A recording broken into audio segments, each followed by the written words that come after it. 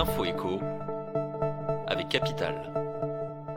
Le coup de gueule du jour peut être poussé par les copropriétaires face à l'augmentation de leurs charges. Selon les derniers chiffres de la Fédération des professionnels de l'immobilier, les charges de copropriété ont en effet connu une hausse de 7,56% l'année dernière. En examinant les postes de dépenses ayant le plus augmenté entre 2015 et 2018, ce sont les assurances qui arrivent en tête avec une hausse de 17%. Viennent ensuite les charges d'eau et celles liées aux ascenseurs. Maigre consolation pour les propriétaires, les honoraires de gestion ont eux sensiblement diminué sur cette période.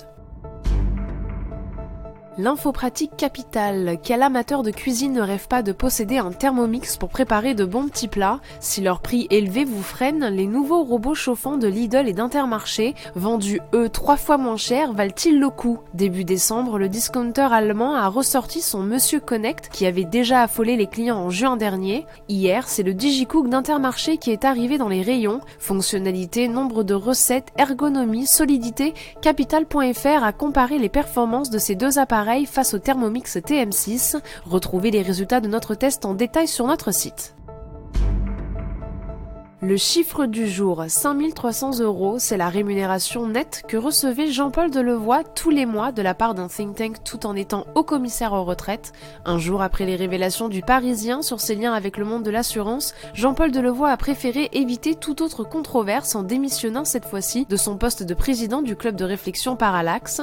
Une décision qui fait suite à la publication hier par Capital.fr de révélations concernant ce cumul de fonctions. Nous y détaillons les questions déontologiques que pouvait poser cette double casquette de Jean-Paul Delevoye. En pleine actualité sur la réforme des retraites, un nouveau faux pas de sa part risquerait de fragiliser le haut-commissaire.